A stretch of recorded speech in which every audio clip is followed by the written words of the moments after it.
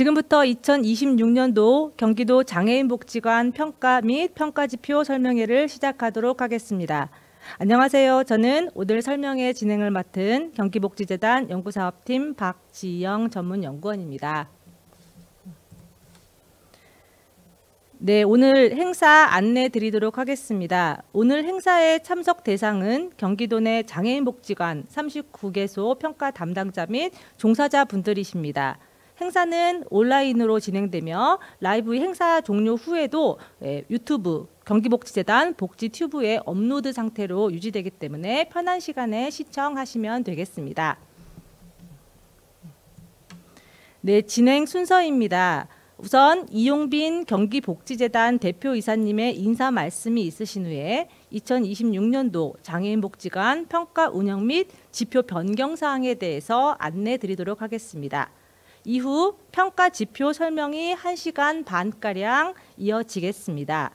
지표에 대한 설명은 평가를 담당한 저와 지표 개선 위원장이신 남세연 한신대 재활상담학과 교수님이 진행해 주시도록 하겠습니다. 네. 온라인 방송인 관계로 여러분들이 채팅창으로 주신 질문에 대해서는 답변이 어렵습니다. 질문사항이 있으신 경우에는 설명회 이후에 유선이나 또는 저희 평가 시스템을 통해서 문의해 주시기를 부탁드리겠습니다. 네. 그러면 다음 순서로 경기복지재단 이용빈 대표이사님의 인사 말씀이 있겠습니다. 미리 보내주신 인사 말씀 영상을 함께 보도록 하겠습니다. 안녕하십니까. 반갑습니다. 경기복지재단의 새로운 대표이사 이용빈입니다. 지난 2월 24일에 취임해서 여러분과 함께 경기도의 복지를 넘어서 대한민국 복지의 미래를 열어간다는 마음으로 열심히 임하고 있습니다. 오늘 2026년도 경기도 장애인복지관 평가지표 설명회 자리를 통해서 온라인으로나마 이렇게 여러분들에게 첫 인사를 드릴 수 있게 돼서 굉장히 반갑고 기쁘게 생각합니다. 장애인의 삶을 지원하면서 모두가 행복한 사회를 만들어가고 계시는 장애인복지관 종사자 여러분들께 이 자리를 빌어서 진심으로 감사의 마음을 전합니다. 이 자리는 작년 12월에 공청회 및 현장의 의견 수렴을 통해서 마련되었던 평가지표를 보건복지부로부터 승인을 받아서 내년에 평가를 앞두고 여러분들께 확정된 지표를 설명하는 자리라고 들었습니다. 모든 평가가 다 그렇듯이 사회복지시설의 평가는 평가를 받는 기관의 입장에서도 또 평가를 진행하는 우리 재단의 입장에서도 상당히 부담스러운 일입니다. 그럼에도 불구하고 이러한 평가를 통해서 복지 서비스의 품질이 더 향상되고 도민의 복지 체감도가 높아진다는 걸 생각하면 공정하고 체계적인 평가를 수행하는 것이 대단히 중요한 절차이고 재단의 무거운 책무라고 생각합니다. 제가 듣기로 이전의 평가 결과를 통해서 볼 때 경기도 장애인복지관 대부분이 최우수 등급을 받았다고 알고 있습니다. 서비스 수준 또한 매우 높다고 알고 있는데요. 이러한 결과는 오랜 시간 동안 현장에서 열정과 노력으로 최선을 다해주신 종사자 여러분들이 이루어낸 큰 결실입니다. 여러분들의 노고에 다시 한번 존경과 감사의 큰 박수를 보내드립니다. 오늘 이 자리에는 이러한 평가지표를 설명해 주시기 위해서 남세현 한신대 재활상담학과 교수님께서 함께 해 주셨죠. 교수님은 작년 한 해 동안 지표 개선위원장으로서 참여해 주셨습니다. 교수님께 진심으로 감사드립니다.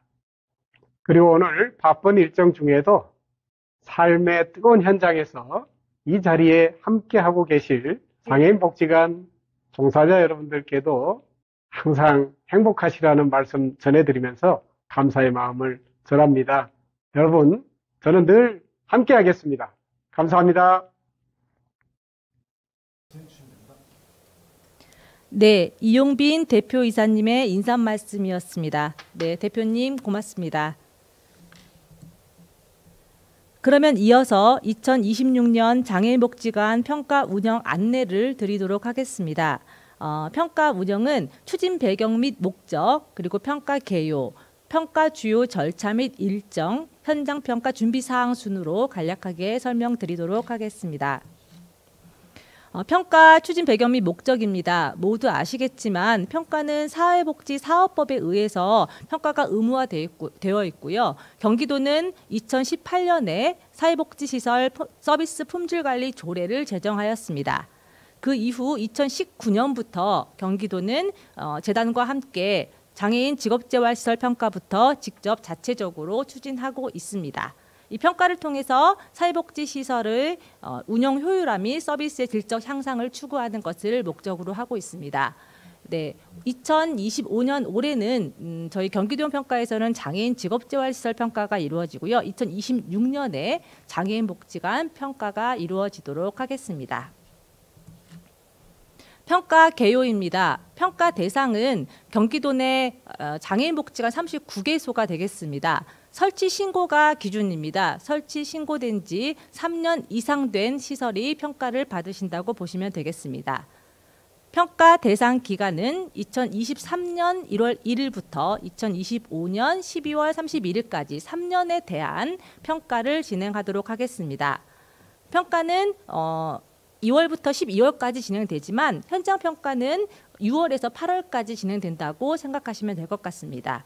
그리고 신규 지표의 경우에 대해서는 3년이 아닌 1년을 평가받을 수도 있기 때문에 그런 부분은 좀 꼼꼼하게 체크해 주시기 바랍니다. 평가는 경기복지재단 사회복지시설 평가 시스템을 활용해서 자체평가, 현장평가가 모두 이루어지도록 하겠습니다. 평가 주요 절차 및 일정입니다. 평가는 저희가 2월에 시작해서 3월에 안내를 드리고요. 그 현장평가단 구성을 하고 운용하는 기간을 4월 정도로 보고 있습니다. 그래서 4월에 현장평가위원으로 교수님들과 현장 전문가들을 구성하고 그분들을 교육하는 작업을 진행하고요. 평가 수행 단계에서 6월에 자체평가를 진행을 하고 현장평가를 7, 8월 그리고 혹시 현재평가 상황에서 조율되지 않은 상황에 대해서는 이의 신청을 하실 텐데 그거에 대해서는 확인평가 작업을 9월 정도에 진행하도록 하겠습니다.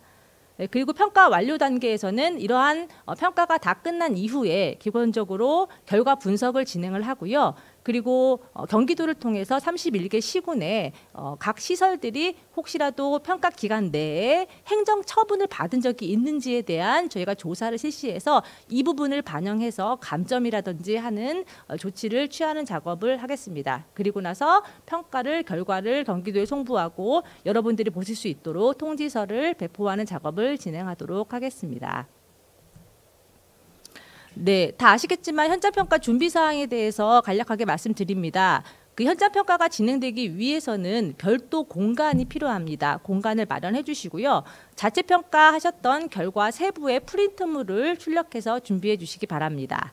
그리고 평가 영역별 평가 증빙 자료를 준비해 주시는데 모든 거를 다 종이로 출력해 주실 필요는 없고요. 인터넷이나 컴퓨터를 통해서 확인할 수 있는 자료는 편하신 대로 준비해 주시면 되겠습니다.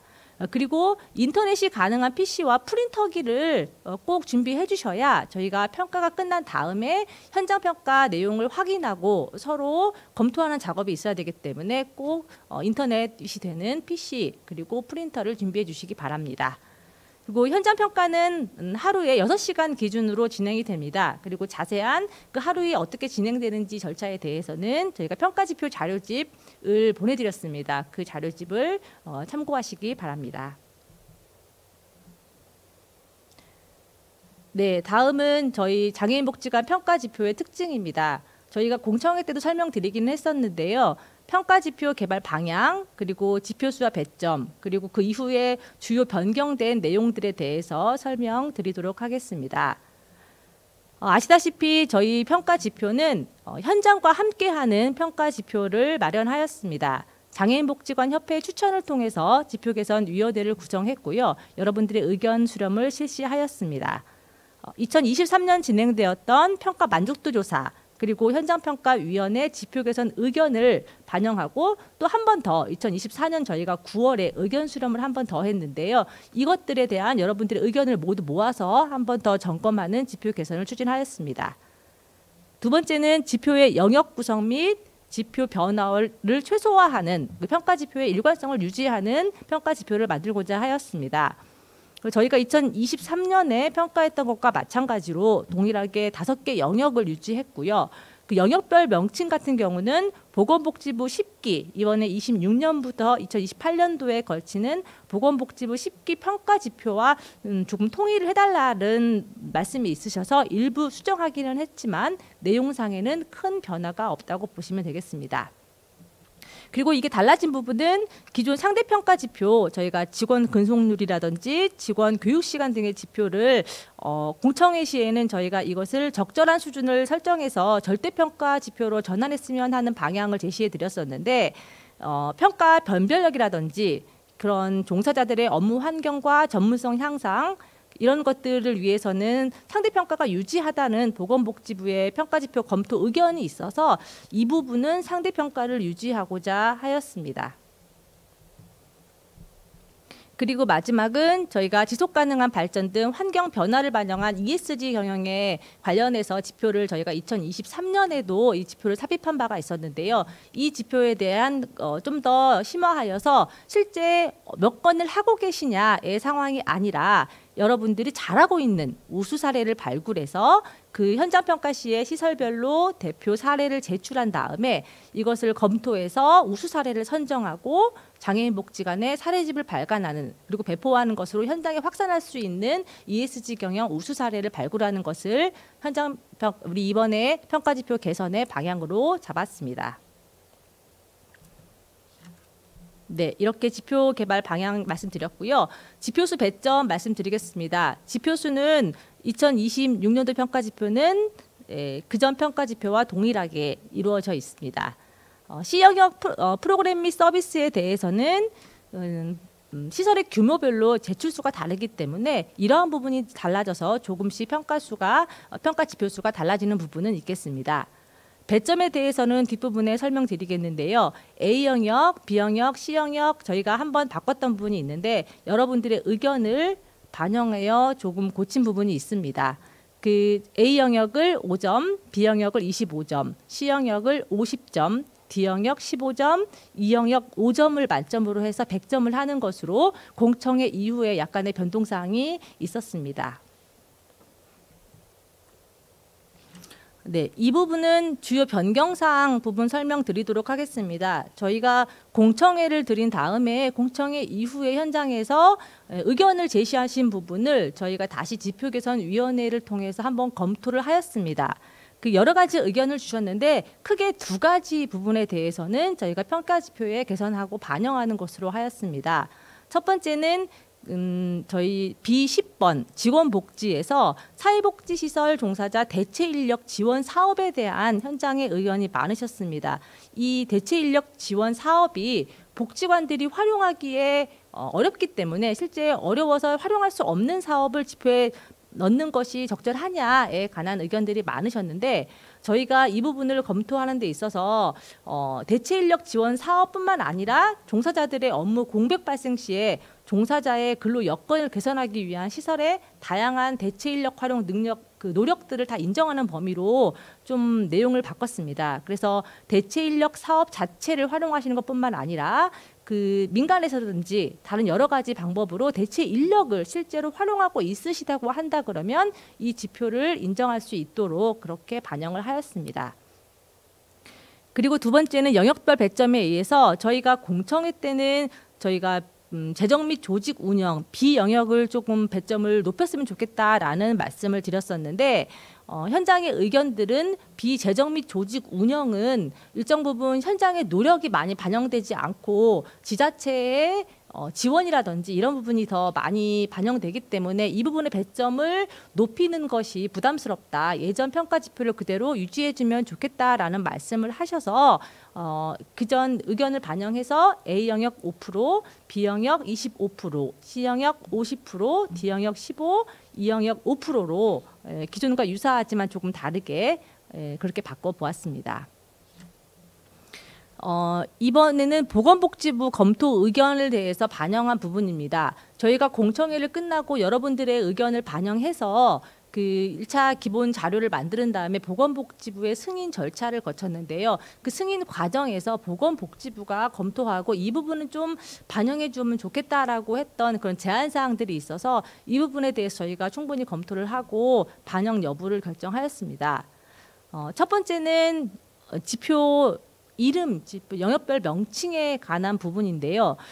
저희 지표가 A 영역이 시설 및 환경, B가 재정 및 조직 운영, C 영역이 프로그램 및 서비스, D 영역이 이용자의 권리, 그리고 E 영역이 시설 운영 전반으로 이루어진 것과 달리 보건복지부 지표는 10기에 큰 변화가 있었습니다. 그 지표 체계가 전반적으로 많은 부분 수정이 되었는데 A가 조직 운영이라고 해서 시설 운영뿐만이 아니라 전반적인 조직 미션 비전이라든지 운영에 관한 부분을 다 A 영역에 넣었고 B 영역을 재정 및 인적 자원 관리라는 이름으로 변경하였고요. C, D는 동일하고 E 영역에 대해서는 기존의 시설 운영 전반으로 해서 인터뷰로 진행되었던 지표를 이용자의 변화라는 이름으로 해서 만족도를 지표 내에 삽입하는 방식으로 변화를 하였습니다. 근데 저희는 이러한 부분이 논의된 바가 없기 때문에 이를 적용할 수는 없지만 보건복지부 입장에서는 일정 부분 영역별 이름이라도 좀 틀을 유사하게 가지면 좋겠다라는 의견이 있으셨는데 저희가 전적으로 이거를 따를 수는 없고요. 따르다 보면 저희 지표와 이름과 내용이 너무 달라지기 때문에 그렇게는 할 수 없지만 일정 부분 저희가 가능한 부분에서는 수용해서 이름을 좀 변경하는 것으로 하였습니다. 그래서 A를 조직 시설 운영, 사실 우리는 시설에 더 치우치긴 하지만 A 영역을 조직 시설 운영으로 바꿨고요. 그리고 이 영역에 있어서는 시설 운영 전반이지만 가로하고 이용자의 변화 등을 더 살피는 것으로 이름을 바꾸었습니다. 그리고 보건복지부 검토 의견 두 번째 사항은 배점 방식에 관한 것이었습니다. 저희가 공청회를 통해서 직원 근속률, 직원 교육 활동비 및 내 외부 교육 참여 시간, 그리고 외부 자원 개발에 있어서 프로포절 체결 건수 이런 건수들을 좀 절대 평가하면 좋겠다라는 의견이 있었는데 보건복지부에서는 이것을 상대 평가로 기존의 방식을 유지해 주면 좋겠다라는 의견이 있었습니다.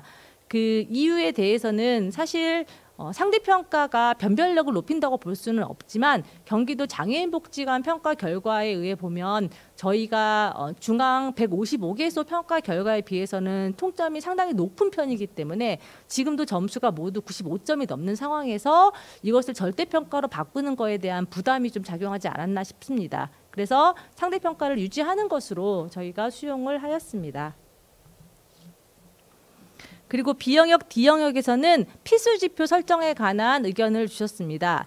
저희가 B11의 직원의 인권 및 안전보장 부분에 있어서 첫 번째 지표인 직원의 인권 및 안전을 보장할 수 있는 관련 내부 규정 및 지침이 있다라는 지표를 필수 지표로 해달라라는 의견이 있어서 이 부분을 필수로 지정을 하고 이와 관련해서 필수 항목을 포함하여 배점 기준을 변경하였습니다. 동일한 방식으로 D2의 학대 및 인권 침해 예방 그리고 D3의 고충 처리 부분의 지표에 대해서도 첫 번째 지표를 필수 항목으로 지정을 하였고 이 부분에 대해서는 배점을 변경하였습니다.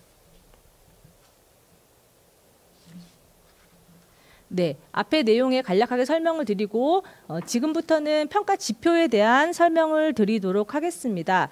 지표에 대한 것은 크게 변동된 부분이 없기 때문에 간략하게 설명을 드리고요. 바뀐 부분 중심으로 설명을 드리도록 하겠습니다. 첫 번째 A1 시설 이용의 안전 관련한 지표입니다. 이 지표는 시설을 이용하기에 안전한 환경을 갖추고 있느냐를 평가 목표로 가지고 있고요. 평가 시설의 특성에 맞게 안전관리 계획서를 마련하고 있는 것이 매우 중요합니다. 그리고 직원 및 이용자를 대상으로 안전관리 계획서에 따라서 자체 모의 훈련을 실시하시는 것을 필수로 하고 있습니다. 이 두 항목에 대해서는 잘 체크를 하셔서 이 부분에 대해서 감점이 없도록 해주시면 좋겠습니다. 네, 그리고 예전에는 온라인 교육으로 가능했던 예방 교육에 대해서 이제는 오프라인 교육으로 진행해 주실 것을 평가 지표에 담았습니다.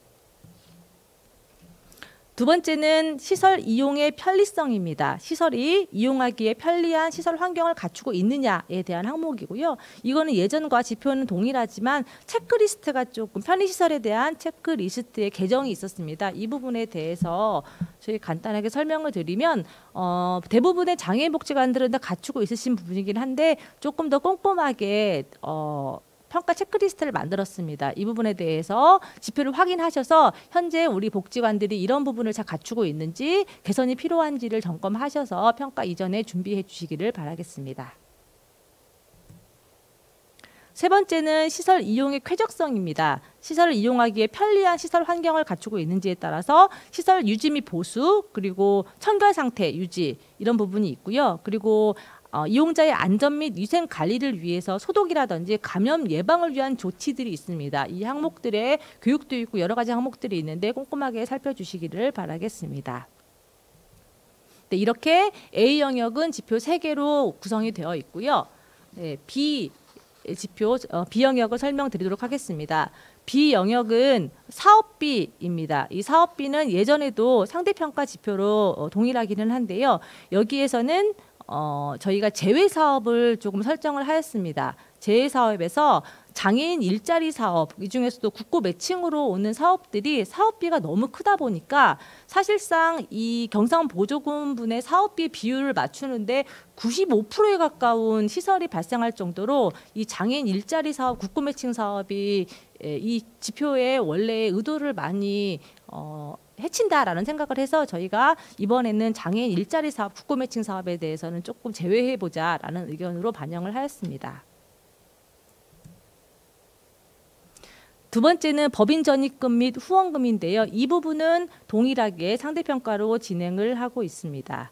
네, 우수 60% 초과되는 곳이 4점, 그리고 30%에서 60% 이하가 3점, 그리고 영원에서 30%까지가 2점을 하는 것으로 상대평가를 진행을 하고 있습니다. 세 번째는 직원 충원율입니다. 이 지표는 절대평가 지표고요. 그 전에 저희가 공청회를 할 때 그 결혼에 대해서 2회 이상 공고 후에 채용되지 않을 때 월별 확보 직원 수를 인정합니다. 그랬더니 언제부터 인정이 되느냐 이런 질문을 저희가 공청회 때 받았던 것이 기억이 나는데 이 부분에 대해서는 공백 없이 인정하는 걸로 저희가 지표 개선 위원들에게 확인을 받았습니다. 네, 직원 근속률 지표입니다. 이거는 저희가 절대평가로 하고자 하였으나 다시 상대평가로 바뀐 부분이고요. 이 부분에 대해서는 좀 보시면 될 것 같고 저희가 상대평가로 다시 전환하긴 했지만 사실 중앙과 상대평가의 비율이 같지는 않습니다. 배점 기준에 있어서 중앙은 개소수가 평가하는 개소수가 155개 정도가 되고 저희는 30여 개, 37개소, 9개소 이 정도 되기 때문에 저희를 상대평가로 하기에는 저희가 상당히 불리한 부분이 있어서 저희는 지표에 있어서 그 30% 이하를 모두 2점, 30% 이하를 1점으로 처리를 해서 중앙에 비해서는 조금 더 하위 2점, 1점 맞는 기관들의 비율을 줄일 수 있는 상대평가 지표로 만들어져서 사실 중앙과 동일하게 상대평가가 배점되어 있지는 않다고 볼 수 있겠습니다. 네, 직원 교육 활동비 및 내외부 교육 참여 시간에 관한 지표입니다. 이 지표에서는 교육비에 대해서는 상대평가로 그대로 이루어지고요. 저희가 제외 인력을 산정을 하였습니다. 이 교육비에 있어서 서비스 기획 업무에 투입되지 않는 직원들, 회계 전담 직원, 운전원, 안내원, 조경이나 시설 기사분들, 위생원들 여러 분들에 대해서는 저희가 외부 자원 개발에 나왔던 분들과 동일한 분들을 제외하면 좋겠다라는 의견에서 제외를 해봤고요. 이분에 대한 활동비를 교육 활동비를 체크하시면 되겠습니다. 1인 1회 최대 50만 원까지 인정이 되는 것으로 꼼꼼하게 보시면 될 것 같고요. 두 번째로 저희가 내외부 참여한 교육 시간에 대해서는 사실 조금 일정 부분 16시간 이상으로, 그러니까 16시간으로 제한해서 좀 절대평가하고 싶었는데 그 부분은 다시 예전과 동일하게 바뀐 부분이 있습니다. 이 부분에 대해서 좀 보시고요. 대신 저희가 이 지표 개선을 하면서 법적 의무 교육이라든지 이런 교육에서는 좀 제외하는 것으로 하였습니다. 그 모든 시설이 동일하다고 한다 그러면 이거 자료를 평가 증빙 자료를 준비하시는 게 너무 힘들다고 하셔서 사실 우리가 법정 교육으로 진행해야 되는 교육들을 교육 시간에 다 증빙하는 시간이 너무 많이 들어서 이 부분은 좀 제외를 하고요. 저희가 법정 의무 교육이라든지 평가 지표에 나와 있는 위생 교육 이런 교육들 그리고 신입 직원 교육, 사업 지침에 따른 교육 등은 저희가 미인정하여서 최대한 여러분들이 증빙에 조금 더 힘을 덜 들일 수 있도록 진행을 하였습니다. B6은 외부 자원 개발입니다. 이 부분은 상대평가로 유지되고요. 프로포절을 제출해서 선정된 문서가 명확하게 있을 경우에 부여가 됩니다. 이런 부분은 보시면 될 것 같고 온라인 모금, 해피빈 등 금액, 지불카드 금액도 인정이 되고요. 이 부분은 사실 시설이 하기 나름이기는 하지만 동일한 건에 대해서 너무 많이 중복적으로 하시는 것들은 조금 지양했으면 좋겠다라는 말씀을 드리겠습니다. 프로포절 체결 건수 상대평가로 진행을 하겠습니다. 앞에 말씀드린 것 같이 교육비와 동일하게 서비스 기획 업무에 투입되지 않은 직원들에 대해서는 제외가 되고 있고요. 앞에 말씀드린 것처럼 동일한 재원이나 현물이 여러 번 나누어서 들어온다고 할지라도 이런 부분을 좀 한 건으로 인정을 했으면 좋겠다라고 보겠습니다. 저희가 현장 평가를 가보면 기관에 따라서는 동일하지 않다. 이거 되게 비슷하지만 다른 거야라고 해서 거의 같지만 여러 건으로 해서 체결 건수가 되게 많은 경우가 있는데 이런 부분에 대해서는 조금 더 조절을 해서 여러 번 나누어진다 할지라도 한 건으로 인정하는 것으로 하도록 하겠습니다.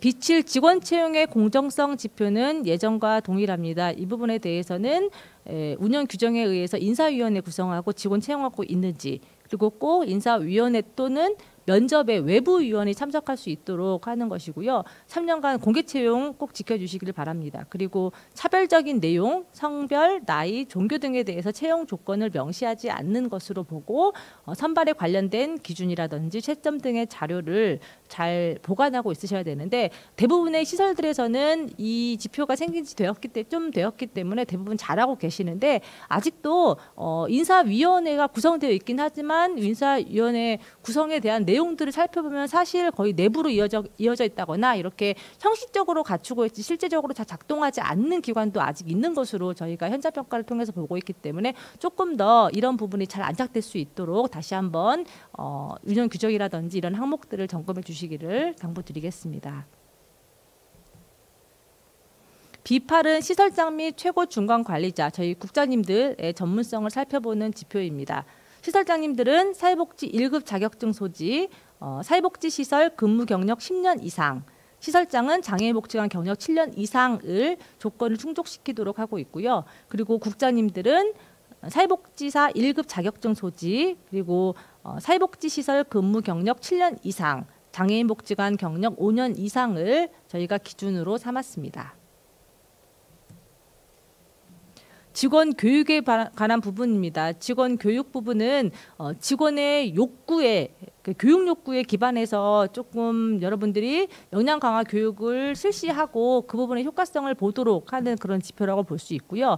그래서 직원에 대한 욕구 조사라든지 역량 분석을 실시하도록 되어 있고 이에 따른 교육계획 수립 그리고 적절한 평가가 이루어지도록 준비하고 있습니다. 그리고 신입자 직원에 대한 교육 자료라든지 그리고 교육에 대한 충실하게 시간을 맞춰서 하는지들을 점검해 주시면 좋을 것 같습니다. B10번 직원 복지에 관한 부분입니다. 이 직원 복지에 관한 것은 동일하고요. 아까 말씀드린 것처럼 사회복지시설 대체 인력 지원 사업 등 대체 인력을 활용하고 있다라고 해서 조금 더 포괄적으로 직원들의 근무 환경을 좀 나아지게 할 수 있는 그런 대체 인력들이 지원이 잘 되었으면 좋겠다. 이 부분에 대한 시설의 노력을 당부하는 측면에서 이 지표를 유지하였습니다. B11번 직원의 인권 및 안전 보장입니다. 이 지표에 직원의 권리와 인권을 보장할 수 있는 관련 내부 규정 또는 지침이 있다라는 지표를 필수로 이번에 넣게 됐고요. 필수 항목을 지정을 하면서 이에 대해서는 대상 기간을 2025년 한 해로 보았습니다. 그래서 올해 한 해 동안 준비하셔서 이 부분을 필수 항목으로 지정되었으니까 이 부분을 꼭 체크하셔서 배점 기준을 보시기 바라겠습니다. B12번은 사업 운영 계획 수립 및 시행입니다.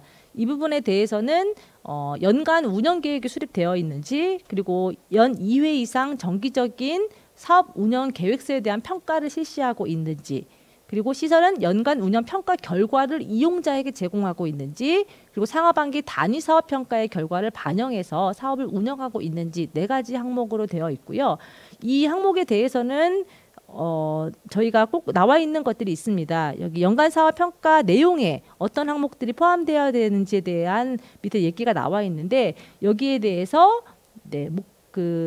목표 대비 달성률이라든지 사업 진행 장소 및 자원의 적절성, 진행자의 전문성 및 친절성, 이용자 만족도, 프로그램 전과 후 이용자의 삶의 질의 향상 등 사업의 성과를 측정할 수 있는 항목이 포함되어야 된다라고 했는데, 이 부분에 대해서 가끔 교수님들이 이 모든 항목들을 다 체크하는 경우가 있는데, 그래서 저희가 등이라는 말을 넣었지만 이 부분에 대해서는 꼼꼼하게 살피되 조금 더 포괄적으로 시설이 성과를 측정할 수 있는 방식의 항목을 고려하셔서 이 부분을 준비하시면 되겠습니다.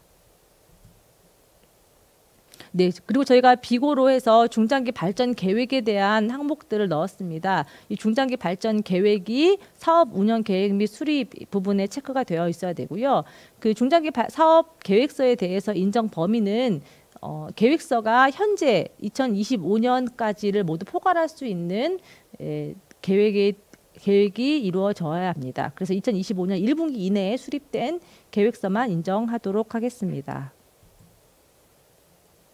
네, B13 장애인 종사자 고용 실적은 예전과 동일하게 평가하도록 하겠습니다.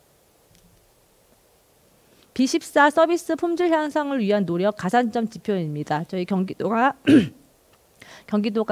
가산점으로 넣고 있는 지표인데요. 외부 기관이나 전문가로부터 컨설팅 또는 인증을 받은 실적에 대해서 있는 경우에 이 부분을 가산점으로 인정하고 있습니다.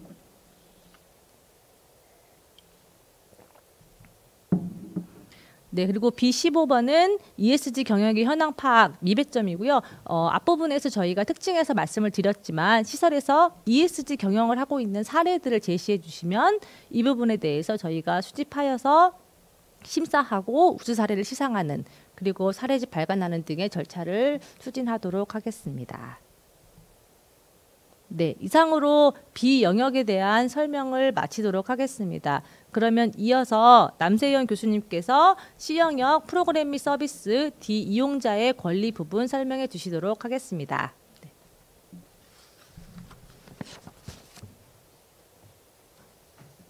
네, 안녕하세요. 한신대학교 재활상담전공의 남세현 교수입니다. 저는 C 영역의 프로그램 및 서비스부터 평가 지표를 설명을 해드리도록 하겠습니다. 일단 C 영역은 전체적으로 적용되는 그 항목들이 조금 구분되는 게 있습니다. 예를 들면 지금 이 표에 보이시는 것처럼 단순 서비스 대상이신 분들, 그러니까 이분들은 어떻게 보면 복지관에 오셔서 일회성 프로그램을 이용하시거나 아니면 정보를 문의해서 정보를 제공받으시거나 뭐 아니면 문화여가 프로그램으로 평생교육 같은 데서 조금 이렇게 단발성 프로그램들을 이용하시는 분들이기 때문에 저희가 이분들에 대해서 뭐 종합적인 계획을 수립한다거나 지속적인 사례 관리를 실시하지는 않는 분들을 의미하고요. 그래서 이분들은 지금 여기 보시는 것처럼 C1-1의 서비스 신청 및 상담에서만 평가를 받으실 가능성이 있게 됩니다.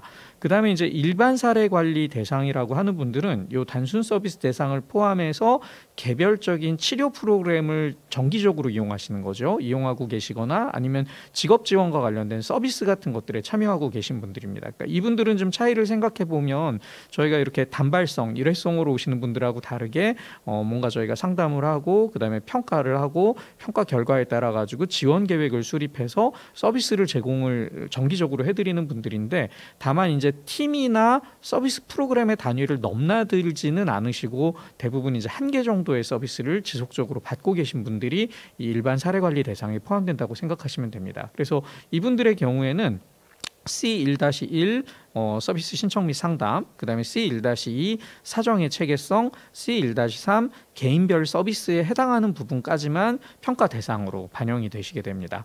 그다음에 이제 집중 사례 관리의 대상이 되시는 분들은요, 복합적이고 지속적인 욕구를 지닌 고위험군 대상자라고 저희가 정의를 했는데 이런 거죠. 그러니까 이분이 이용을 하러 오신 프로그램은 원래 직업 지원 서비스를 받으시거나 아니면 뭐 작업 치료를 받으러 오신 분인데, 그런데 저희가 이분을 인테이크를 하다가 보니까 이분이 이제 단순히 그 서비스만 받으셔서는 이분의 장애 문제가 좀 해결되기 어렵겠다. 뭐 가족 관계에도 굉장히 심각한 문제가 있고 또 경제적으로도 지금 굉장히 어려운 문제가 있고 건강 상태도 지금 굉장히 위기 상태이기 때문에 우리가 이분은 우리 서비스를 제공하는, 예를 들면 뭐 직업이나 아니면 치료 프로그램 하나로만 서비스를 해야 되는 게 아니라 여러 팀이 협업을 해서 복합적으로 사례 관리를 제공해 드려야 되겠다. 아니면 우리 기관 외부의 자원까지 연결을 해서 집중적으로 사례 관리를 해드려야 되겠다. 이제 이런 분들이 해당되신다고 볼 수 있습니다. 그래서 이분들의 경우에는 위 C1-1, 1-2, 1-3에 더해서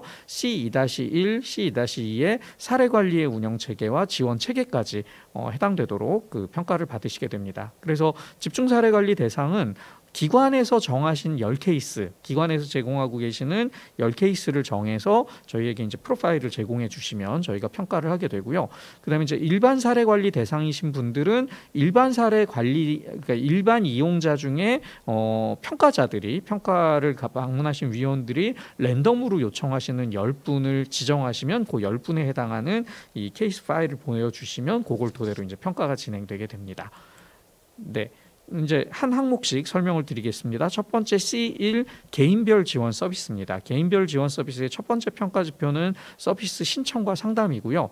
신청에 따라서 상담이 적절하게 제공돼서 서비스로 이어지는가를 보는 거기 때문에 서비스에 대한 신청, 처리, 승인 절차, 대상자의 참여 기준이 규정이나 지침을 통해서 명확하게 기관 내부에서 이 수립이 되어 있다라는 것을 확인해 주셔야 됩니다. 그래서 서비스 지침이나 뭐 이용자 규정 이런 것들을 평가위원들에게 제시하셨을 때 이 규정 안에 해당되는 내용들이 포함되어 있어야 되고요.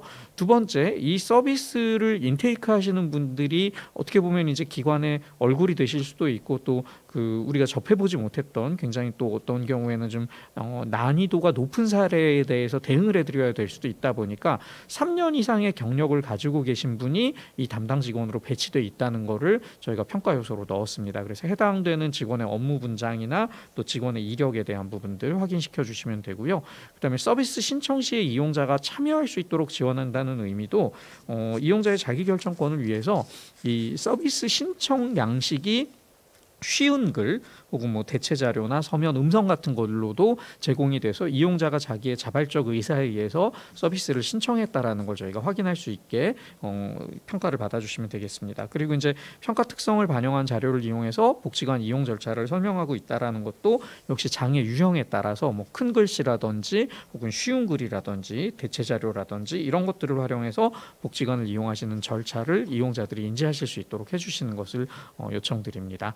네, 이 지표는 앞서서 말씀드린 것처럼 집중 사례 관리 대상, 일반 사례 관리 대상, 단순 서비스 대상자 모두에게 해당되는 것으로 적용이 됩니다. 자, 그다음 이제 C1-2 사정의 체계성에 해당하는 내용입니다. 이 사정의 체계성은 이용자가 이 인테이크를 한 다음에 이제 어세스먼트를 받을 때 그게 얼마나 체계적인가에 대한 내용인데요. 사정을 통해서 우리가 확인해야 될 내용들, 뭐 예를 들면 요건 주로 초기 사정을 의미하기 때문에 프로그램의 목표, 또 하위 목표, 기초선 설정을 위해서 우리가 확인해야 될 것들이 규정이나 지침상으로 이런 것들을 우리가 사정 내용을 통해서 확인한다라는 것들이 이제 좀 확인이 돼야 되겠고요. 그다음에 이제 두 번째는 이용자의 욕구나 강점, 지원을 중심으로 해서 사정하고 있다. 라는 것들을 확인해 주시기 바랍니다. 그러니까 이건 실제로 사정된 이용자에 대한 프로파일을 평가위원들이 확인을 하시면서 그러니까 이런 거죠. 그냥 단순히 뭐 우리가 무슨 서비스 받으러 왔으니까 뭐 모든 사람들이 다 동일한 욕구를 갖고 왔다라고 볼 수는 없기 때문에 개인 이용자의 호소하신 욕구에 대한 부분 혹은 평가된 욕구에 대한 부분, 그다음에 또 저희가 장애인에 대한 지원에서 늘 강조하고 있는 강점 중심의 접근, 이런 것들이 잘 반영됐는가를 확인해야 될 필요가 있겠습니다. 그다음에 세 번째는 이용자에 대한 진전 사정이 주기적으로 이루어지고 있는지인데요.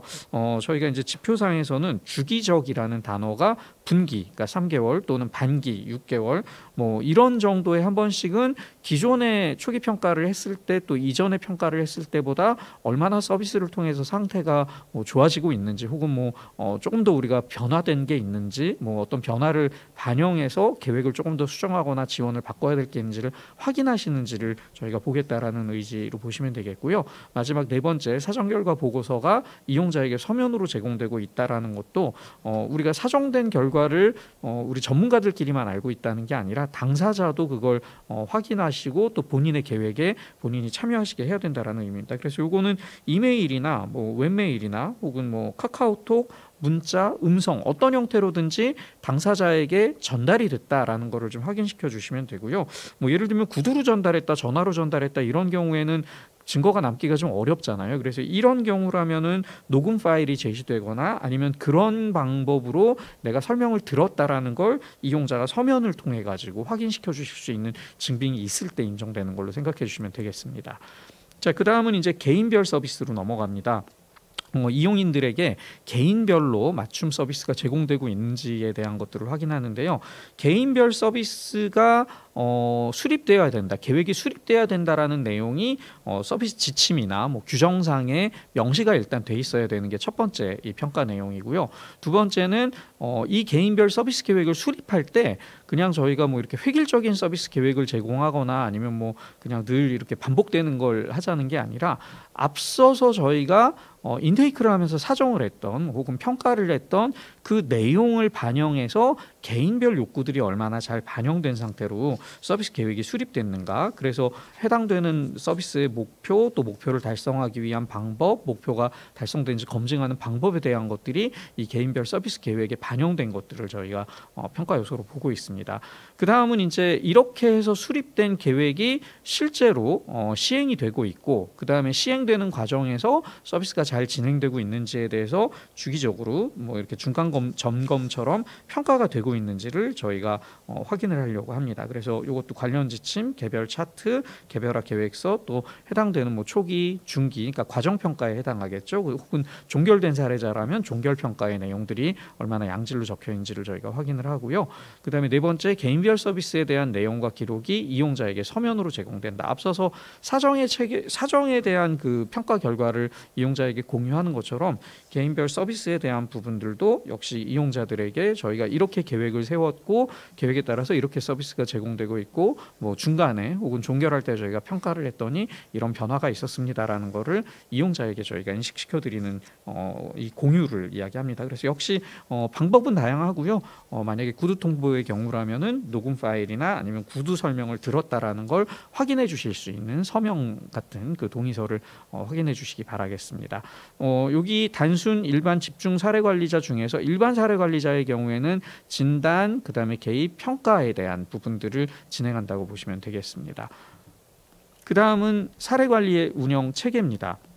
이 사례 관리는 앞서서 말씀드린 것처럼 일반 서비스 이용자나 단순 서비스 이용자들은 해당되지 않고요. 좀 복합적인 욕구가 있는 사례 관리자에 대해서 기관이 선택하신 10케이스에 대해서 저희가 평가를 하게 됩니다. 3년간 10케이스고요. 다만 3년 동안 10케이스가 안 된다, 우리가 없다라고 얘기하시면 이 경우는 저희가 점수를 1점 부여하는 걸로 정했습니다. 그러니까 사실 기관이 조금 더 적극적으로 필요한 분들을 발굴하시고 좀 더 복합적인 서비스들을 더 이렇게 그 종합적으로 저희가 좀 제공해 드리자라는 취지라고 이해를 해주시면 좋을 것 같고요. 자, 그래서 여기에 기관이 사례 관리를 위한 지침을 마련하고 있는가, 그러니까 아까 말씀드린 것처럼 이렇게 단순한 사례가 아니라 조금 더 복합적인 사례가 우리에게 접촉이 됐을 때 우리가 그냥 그분에 대해서 뭐 요청하신 그냥 단순 서비스만 제공하고 끝내는 게 아니라 좀 더 적극적으로 그분을 발굴해서 여러 팀이 협업을 하거나 아니면 외부 기관과 협력을 해서 어떻게 우리가 이분을 종합적으로 지원해 드릴지에 대해서 사례 관리 지침이 마련되어 있을 때 이 점수가 인정이 되고요.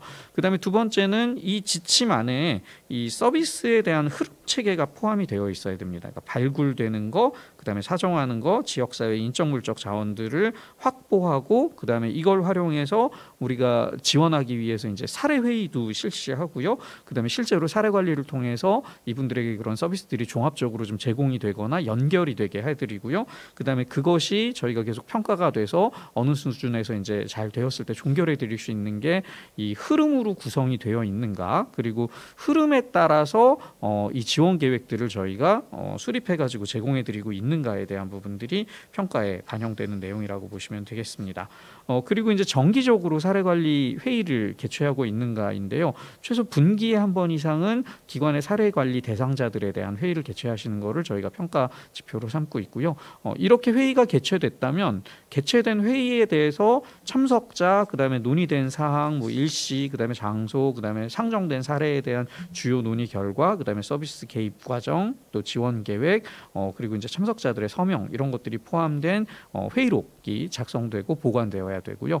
그다음에 이제 이 회의 결과가 이용자 혹은 보호자에게 전달이 돼서 우리가 회의 결과 이런 결정이 내려졌는데 앞으로 이걸 토대로 이렇게 지원을 할 겁니다. 또 거기에 대한 의견도 수렴하실 수 있는 그런 회의 내용들이 통보된 내용들이 이제 또 확인될 수 있도록 평가 준비를 해주시기 바라겠습니다. 역시 이 방법은 다양한 방법들이 다 인정이 되고요. 여전히 이제 구두의 경우에는 구두로 전달됐다라는 게 확인될 수 있는 증빙 자료들을 요청드리겠습니다. 그다음에 이제 이 업무도 역시 난이도가 좀 있는 업무이기 때문에 3년 이상 장애인 복지 경력이 있는 담당자가 사례관리 담당자로 배치돼 있다라는 것들을 확인시켜 주시기 바라겠습니다. 그 다음은 사례관리 지원 체계입니다. 이용자 욕구 및 필요에 대해서 지역의 자원을 적절하게 우리가 확보하고 있고 지원하고 있는지를 확인하기 위한 건데요. 첫 번째로는 사례관리를 위해서 우리가 사전에 지역사회의 인적물적 자원에 대한 목록들을 갖추고 있고, 단순히 목록을 이렇게 뭐 엑셀 파일도 좋고 뭐 프린트된 파일도 좋은데요.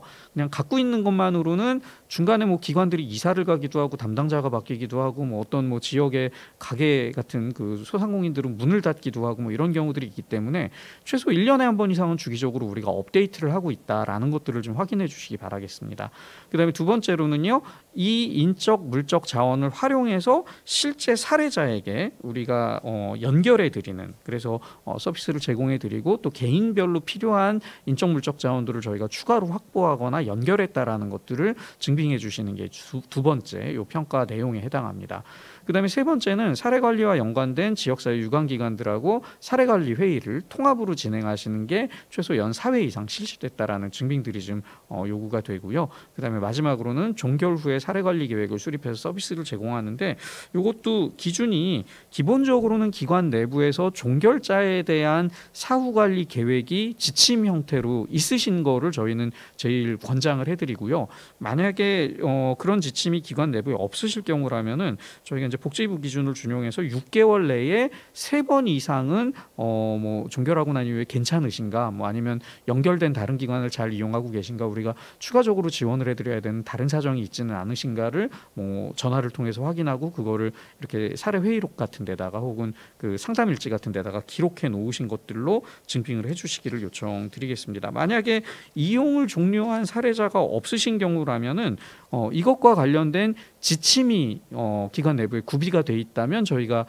만약에 이용자가 있다면 사례 종결자가 있다면 이 지침에 따라서 진행하셨겠구나라고 이제 인정을 해드릴 수 있고요. 반대로 이제 종결자도 없는데 지침도 아무것도 없다 그럴 때는 저희가 그 경우는 인정을 해드리기는 좀 어려웠기 때문에 기준을 그렇게 정하고 있습니다.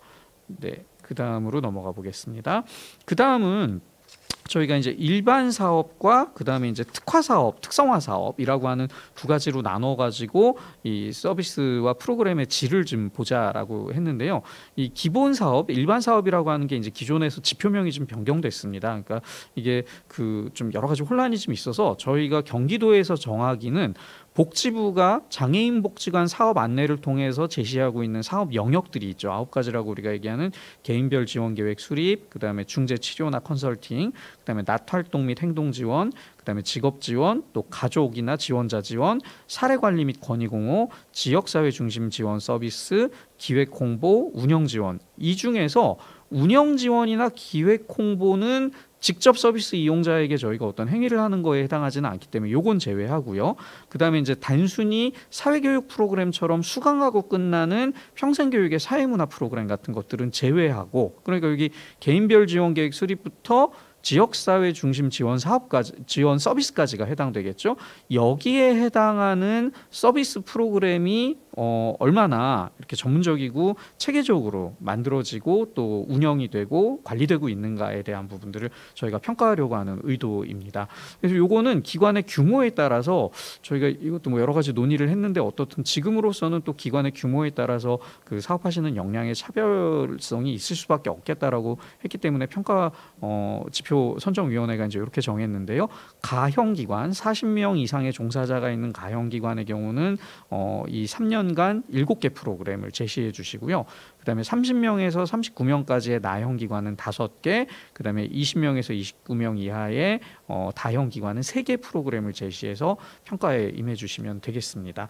다만 이 일반 프로그램이 특성화 프로그램하고 중복돼서 제시하시는 것도 저희가 괜찮은 걸로 일단 열어놨습니다. 물론 평가위원들이 판단하시기에는 일반 프로그램이 있고 일반 프로그램 외에 우리 기관은 정말 이런 사업들은 우리 기관만의 아주 특성이 반영된 우수 프로그램이다, 이렇게 뭐 차별성 있게 내주신다면 더 평가위원들은 긍정적으로 보실 거다라고 생각을 할 수는 있는데요.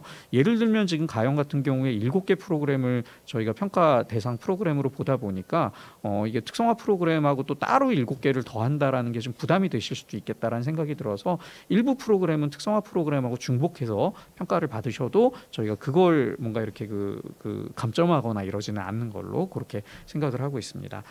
특성화 프로그램 기획의 전문성에 대한 부분이 아까 앞에서 말씀드린 것처럼 이게 복지관에서 일상적으로 벌어지고 있는 굉장히 일반적인 정례적인 프로그램이기 때문에 그게 어떤 게 전문성이 있을 수 있나요? 이제 이런 질문들이 있으셨다고 제가 들었습니다. 근데 요거는 이제 이렇게 생각해 주시면 될 것 같아요. 뒤에 이제 평가 지표들에 저희가 그걸 반영해 놓았는데, 우리가 일반적이고 일상적으로 제공하는 프로그램이라고 하더라도 해당 기관을 이용하고 계신 이용자들에 대한 욕구를 우리가 포함해 봤을 때, 혹은 우리 기관 지역 그 위치하고 있는 지역 주변의 자원들을 분석해 봤을 때, 이 프로그램에 대해서는 인근 지역의 다른 기관들이 충분히 수요를 커버하고 있기 때문에 굳이 우리가 그것까지 중복해가지고 뭐 이렇게 집중적으로 서비스를 할 이유는 없지 않을까. 오히려 우리 기관이 위치하고 있는 곳 인근에 이런 서비스를 제공하는 기관은 없기 때문에 이용자들이 그런 부분을 기관에서 해줬으면 좋겠다라는 요구가 굉장히 많이 수렴됐기 때문에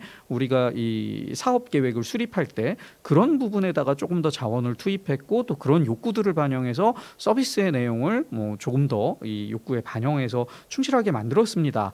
혹은 기관이 위치하고 있는 뭐 물리적인 환경의 변화도 있을 수 있고, 또 뭐 이렇게 인구 구성의 환경 변화가 있을 수도 있고, 뭐 기관 근처에 다른 기관이 갑자기 생기면서 또 환경 변화가 생길 수 있는 경우들도 있는데, 기관이 그런 부분들을 늘 이렇게 민감하게 감지하고 또 그 결과를 반영해 가지고 서비스를 기획하시지 않게 되면은 사실은 이제 실제 이용자들의 욕구하고 굉장히 괴리가 생길 수 있겠다라고 생각을 하는 거죠. 그래서 그런 내용들을 기관이 매년 이렇게 한번 분석을 해보시고, 분석된 내용을 사업계획서를 수립하실 때 논의해서 반영을 하시고, 그렇게 반영된 내용이 목적하고 있는 사업의 내용의 목표로 반영이 되고, 그 목표를 그러니까 이게 이용자들에게 감지된 욕구라고 볼 수 있겠죠. 그거를 해소해 드릴 수 있는 적합한 방법을 우리가 계획에다가 반영을 했고, 그걸 실제로 수행을 했고, 수행된 결과를 검증해서 그게 잘 될 수 있도록 해서 환류하고 있다. 이런 것들을 이제 이 일반 사업, 기본 사업에서도 저희가 확인하자라는 취지라고 보시면 될 것 같습니다.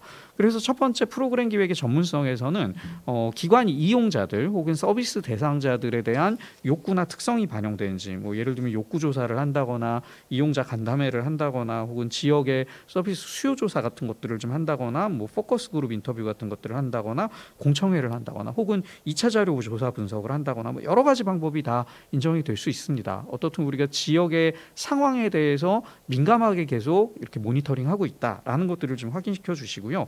그 다음에 그게 반영됐다라는 것도 저희에게 증빙을 좀 해주십사 부탁을 드립니다. 우리가 알아봤더니 이런 변화가 있기 때문에 혹은 이런 수요가 굉장히 많이 늘어났기 때문에 그 결과를 반영해서 우리가 이런 서비스 계획을 수립했다. 이런 것들을 요 두 번째 지역사회의 특성이나 환경 변화까지 요청을 드리고요.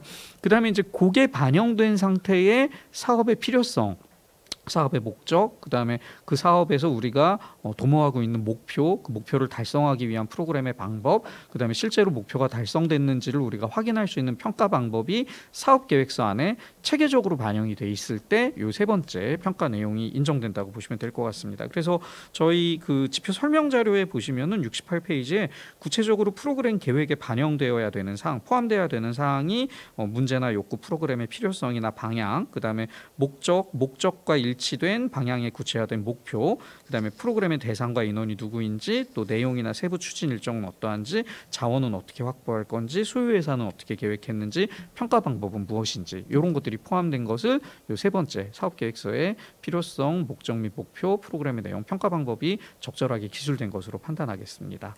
그 다음에 이제 C3-2는 역시 일반 기본 프로그램의 수행 과정인데요. 여기서는 앞서서 수립된 프로그램이 계획대로 수행되고 있는지, 그러니까 이거는 약간 진도 체크 같은 개념이라고 생각하시면 되겠죠. 중간에 과정 평가를 실시해서 계획된 일정에 맞춰서 혹은 계획된 내용에 맞춰서 프로그램이 진행되고 있는지를 확인하는 건데요.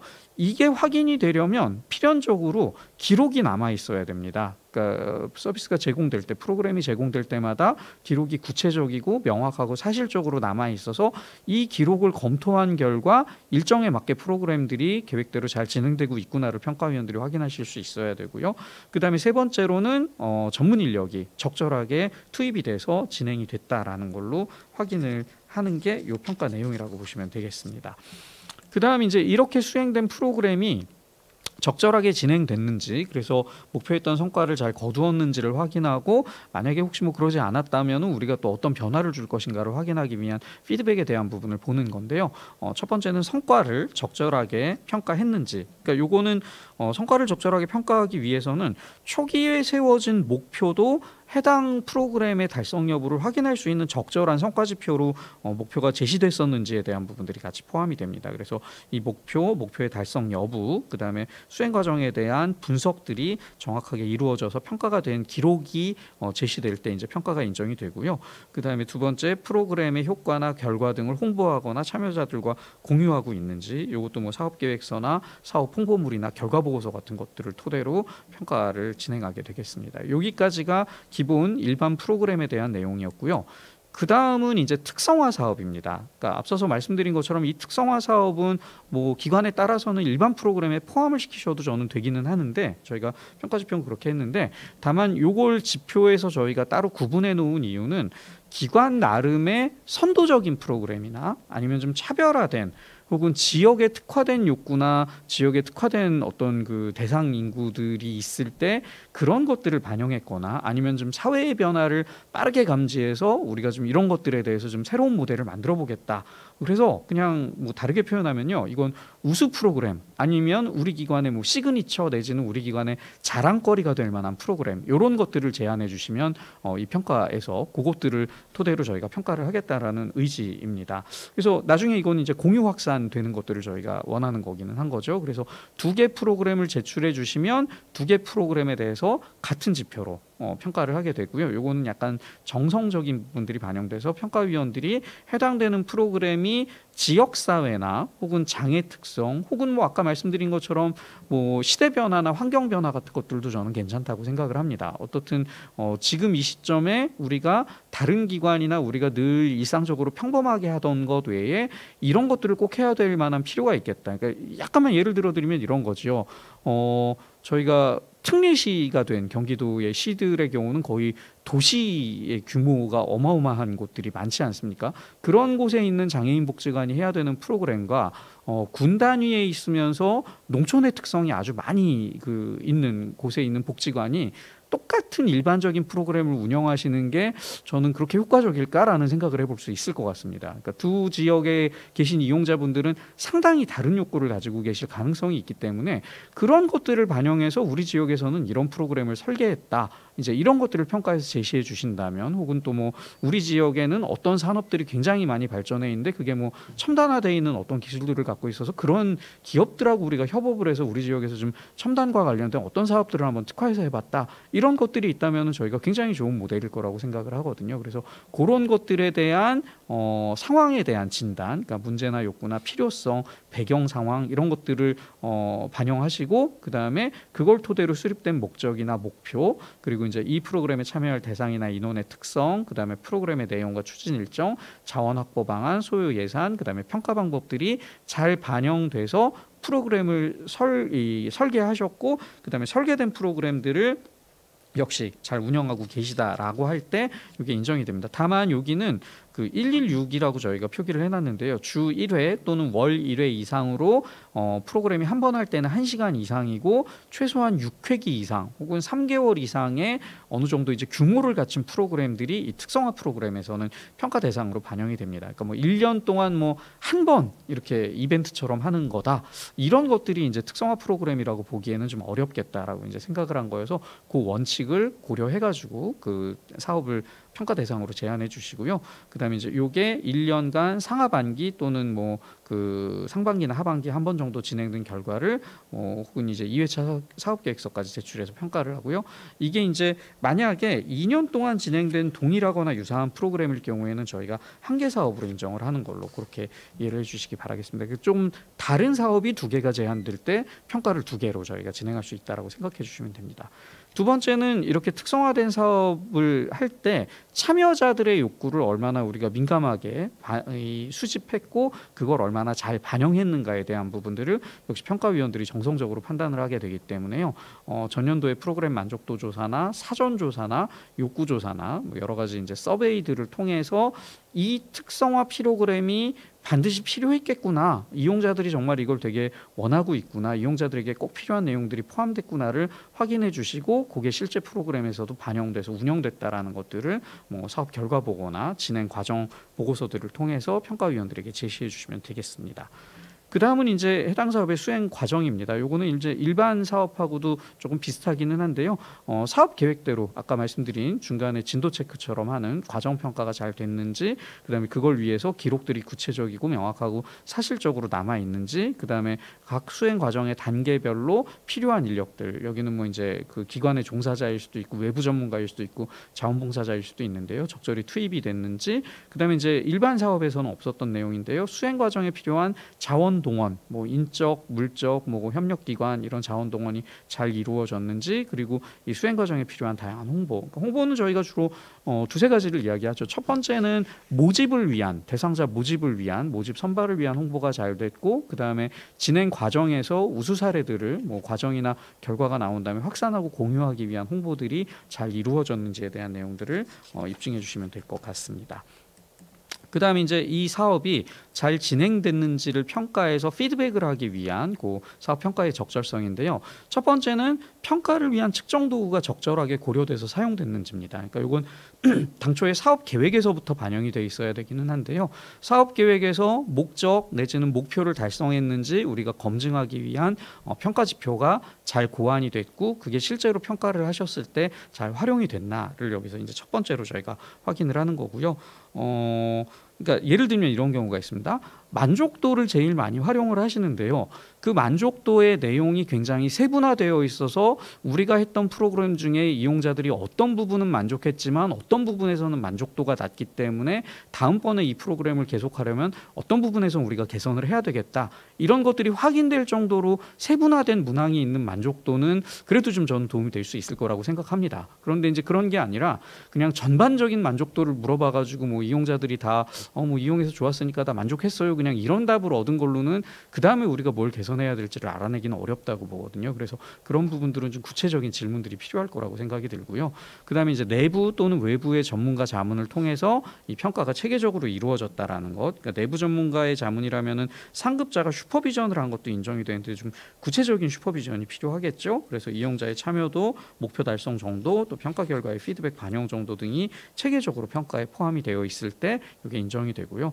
그다음에 프로그램을 통해서 실질적으로 이용자의 삶의 질이 지금 향상됐는지가 측정이 되었고 측정된 결과에서 상향된 것들이 향상된 것들이 지금 입증이 되는 게 이 세 번째 이 특성화 프로그램에 대한 평가 적절성이고요.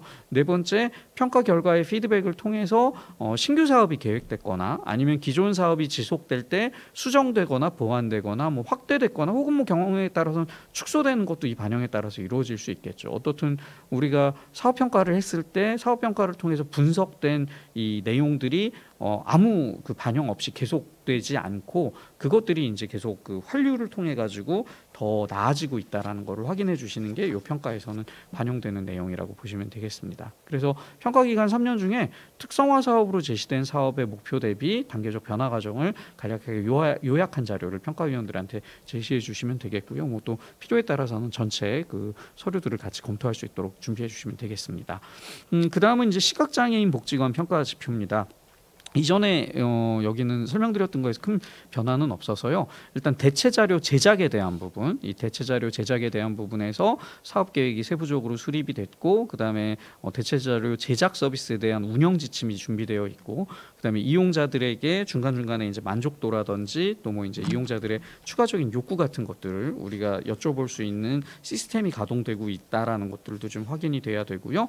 그다음에 이제 서비스 접수 시 해당 대체 자료가 중복 제작되는 거는 아닌지를 스크리닝할 수 있는 과정을 갖추고 있고 운영하고 있고, 그다음 2가지 이상 유형의 대체 자료가 제작되고 있고, 또 전반적인 서비스 만족도 조사가 연 1회 이상 실시돼서 결과가 반영되고, 그다음에 프로그램 운영에 대해서도 전반적으로 평가가 이루어지고 있는지, 여기에는 이제 프로그램 목적 목표에 대한 평가나 운영 방법의 적절성, 또 프로그램 운영에 있어서 이제 좀 이렇게 보완이 돼야 되는 사항들, 또 협력이 필요한 사항들, 이런 것들에 대한 내용들이 전반적으로 좀 포함이 되어 있어야 점수가 인정될 수 있습니다. 그래서 그런 내용들이 요 첫 번째 시각장애인 복지관 평가지표의 대체 자료 제작 과정의 일반 사항이고요.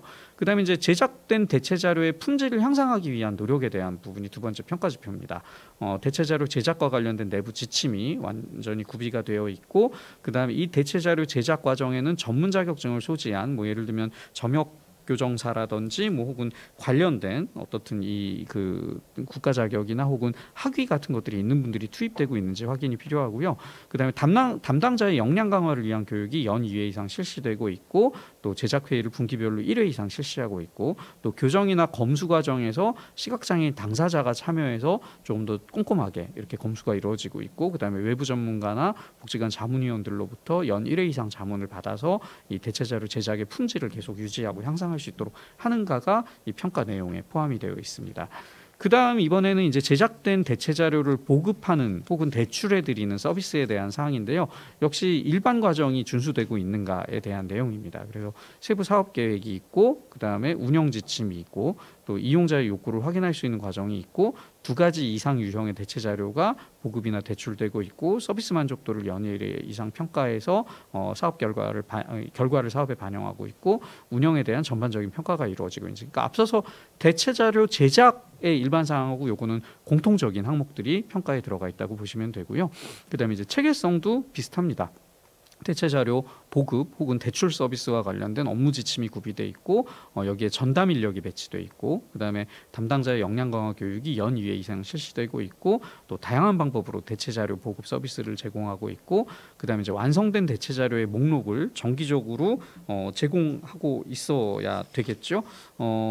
그리고 여기에 더해서 외부 전문가나 복지관 자문위원으로부터 연 1회 이상 자문을 받고 있다라고 하는 것까지가 지금 이 대체 자료 보급이나 대출 서비스의 체계성에서 확인이 됩니다. 다만 이제 이런 것들을 뭐 안 그래도 잘 하실 거지만 이 목록 정기적으로 공지하는 거는 시각장애인의 특성을 고려해서 시각장애인들이 접근하실 수 있는 방법으로 공지된 것들을 좀 확인해 주시는 게 필요할 것 같습니다. 뭐 홈페이지나 ARS 사서함이나 뭐 전용 사이트 이런 데들 이용하시면 될 거고요.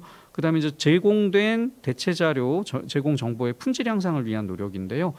정보 제공에 관한 규정이나 약관 같은 것들이 마련돼 있고, 또 정기 간행물 같은 콘텐츠에 대해서는 제공 일정을 명시하고 계시고, 그다음에 콘텐츠에 대해서 모니터링이 정기적으로 실시되고 있는지, 그다음에 콘텐츠의 품질 관리를 위한 전담 인력이 배치되고 있는지, 그리고 이용자에게 메뉴 개편이나 시스템 오류 등의 사항에 대해서 적극적으로 공지하고 있는지, 이것도 이제 공지됐던 이력 같은 것들이 있으면 점수가 부여되고요.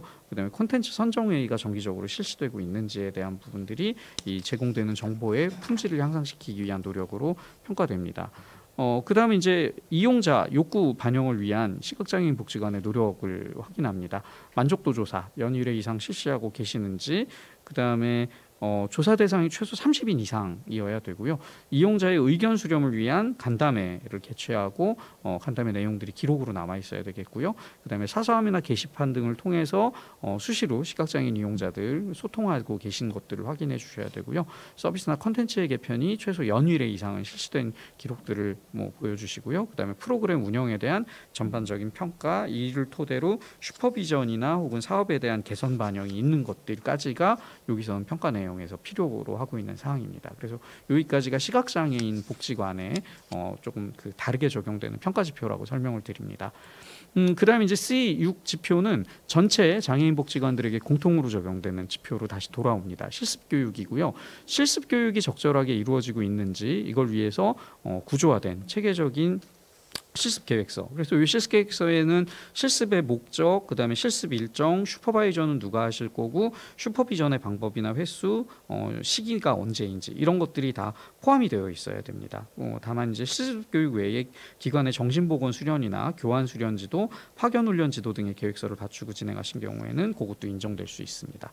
자, 그다음에 이제 실습 슈퍼바이저가 슈퍼바이저의 요건을 갖추고 있는지, 요건 이제 사회복지사업법에서 요구하고 있는 1급이신 경우에는 3년 이상, 2급 자격증인 경우에 5년 이상의 실무 경력이 있는 분이 슈퍼바이저로 활동하시게 되는지에 대한 부분들 확인을 하는 거고요. 세 번째는 실습 내용에 대한 실습 지도자의 슈퍼비전 내용이 충실한지입니다. 요것도 이제 저희가 그 평가 지표 해설서에다가 놔뒀는데요. 한두 줄 업무 지시한 거가 슈퍼비전은 아니고, 그래도 이제 아직 학생들인 슈퍼비지들에게 좀 체계적이고 전문적으로 이렇게 나가야 될 방향, 또 잘했던 부분, 잘못했던 부분, 이런 그 구체적인 지시들이 슈퍼비전으로 제공된 내용들이 좀 필요합니다.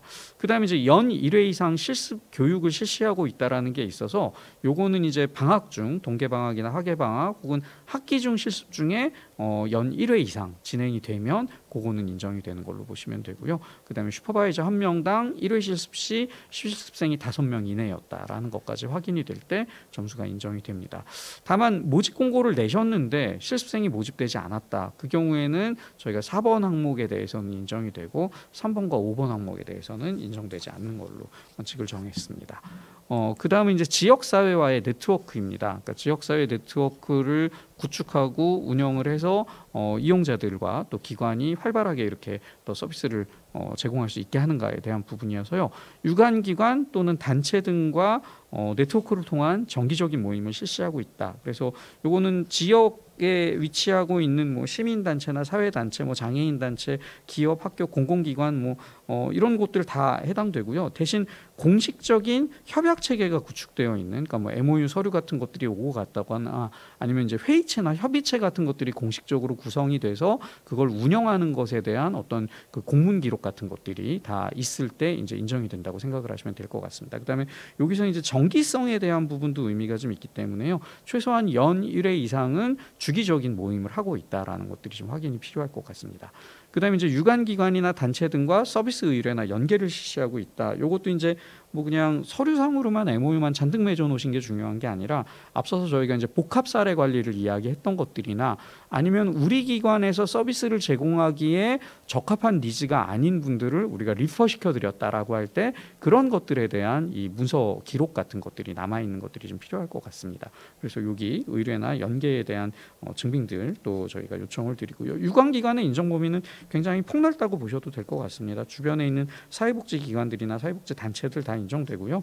행정기관, 주민자치단체 이런 데들도 다 인정되기 때문에 그런 부분들은 좀 폭넓게 생각하셔도 될 것 같습니다.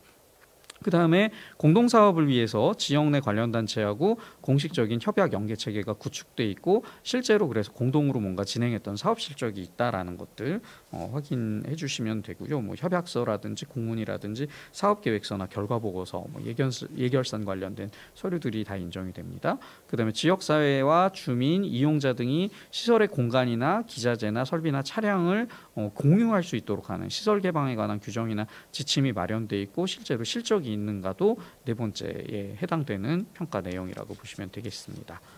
네, 그 다음은 이제 장애 인식 개선에 대한 내용입니다. 지역사회 주민들을 대상으로 해서 장애 인식 개선을 제공하는가에 대한 부분인데요. 매년 사업계획서가 수립되어 있는지, 그러니까 평가 대상 기간인 3년 동안 매년 사업계획서 안에 장애 인식 개선 사업이 포함되어 있는지가 첫 번째 평가 내용이고요. 두 번째는 장애 인식 개선 관련된 교육 자료가 잘 만들어지고 활용되는지인데, 여기 이제 매년 제작된이라는 문구가 있습니다. 그러니까 이게 뭐 기관에 따라서는 아니 뭐 똑같은 그 교육 자료, 그러니까 매년 달라질 게 뭐가 있겠어요?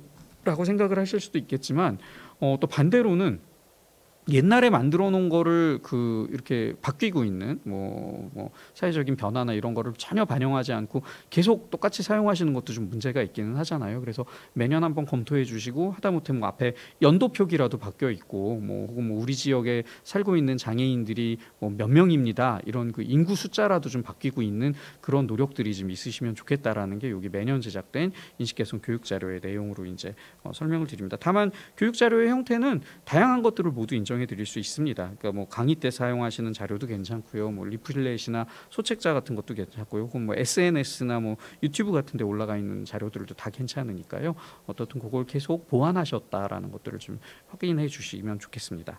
그다음에 이제 생애 주기를 고려하거나 장애 유형을 고려한 인식 개선 사업을 연 5회 이상은 실시하고 있다. 그러니까 요거는 요 두 가지를 저희가 다 그 5화로 붙인 이유가, 뭐 예를 들면 유치원에 가서 혹은 초등학교에 가서 고등학교에 가서 혹은 뭐 어르신들이 모여 계신 곳에 가서 자 이런 거 각각이 다 하나씩으로 인정될 수 있다는 얘기고요. 또 뭐 시각 장애인을 위한 또 뭐 지적 장애인을 위한 뭐 이런 것들도 다 하나씩으로 인정될 수 있기 때문에, 다만 그 사업 계획들이 다 여기는 뭐 이렇게 인정될 수 있게 되어야 되긴 하겠죠. 그래서 실제 실시하신 이력들을 확인하고요.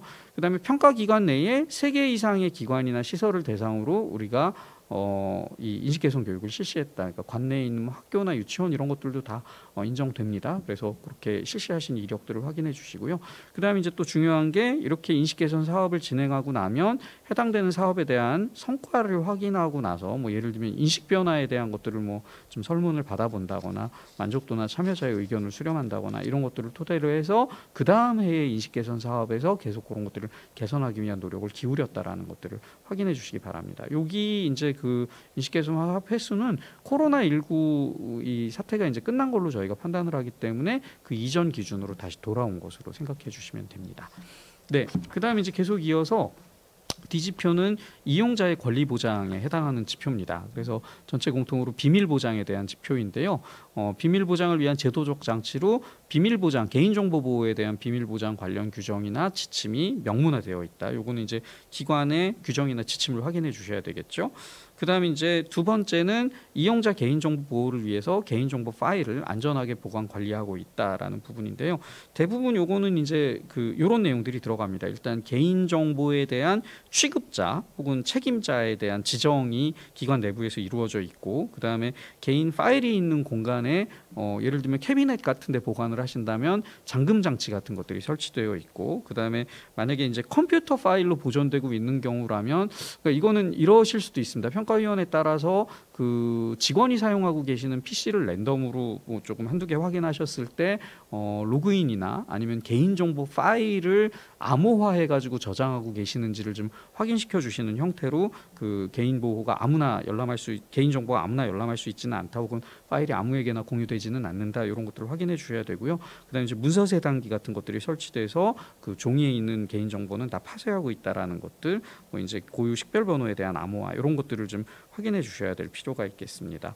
그다음에 이용자 개인정보 보호를 위한 직원 교육이 연 1회 이상 실시되고 있다라는 것도 역시 이제 교육 계획서나 시행 결과 보고서 같은 것들을 통해서 확인해 주셔야 되고요. 그다음에 이용자 또는 가족에게 개인정보 수집 및 활용에 대한 사전 동의서 징수하신 것들, 이것도 각 개인 이용자에 대한 프로파일에서 저희가 확인할 수 있을 걸로 예상이 돼서 그렇게 4가지가 평가 내용에 들어가 있습니다. 그다음은 이용인에 대한 학대 예방과 인권 보장에 대한 규정입니다. 그래서 여기 보시면 이제 필수 항목이 있는데요. 이 필수 항목이 다른 것들이 다 돼 있다고 하더라도 인권 침해 관련된 규정이 없을 경우에는 점수가 1점이 되신다고 생각해 주셔야 됩니다. 그래서 인권 침해와 관련된 규정이 기관 내부에 마련돼 있어야 되고요.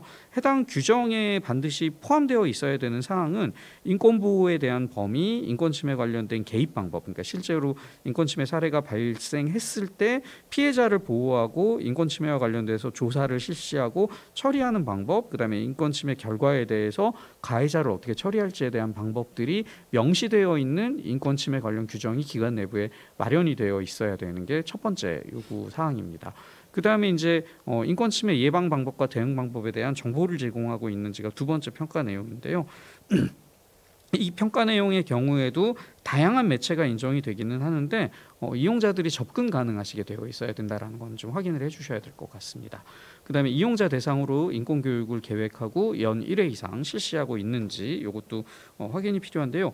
요거는 조금 세부적인 사항들이 우리 평가 지침서에 들어 있습니다. 그래서 예를 들면 이제 이 내용에 내부 직원이 강사로 참여를 하실 경우에는 강사의 자격이 있는 내부 직원이 실시한 교육에서 연간 2시간까지만 인정이 된다. 그러니까 그 이유는 뭐 지난번에도 제가 설명을 드리긴 했는데 내부 종사자는 이게 뭐 절대 그래서는 안 되지만 상황에 따라서는 인권 침해의 가해자가 되실 수 있는 상황들도 가끔 발생하게 되니까 저희가 이제 이런 경우에 외부의 전문가들이 이 강사들이 이용자들에게 교육을 제공해드리고 그럴 때 어떻게 진정을 해야 되는지 이런 것들을 알려드리는 게 필요하기 때문에 이제 그런 부가적인 조건들이 좀 붙어 있어서 평가 지표 이 설명서를 좀 잘 확인해 주시면 좋겠고요.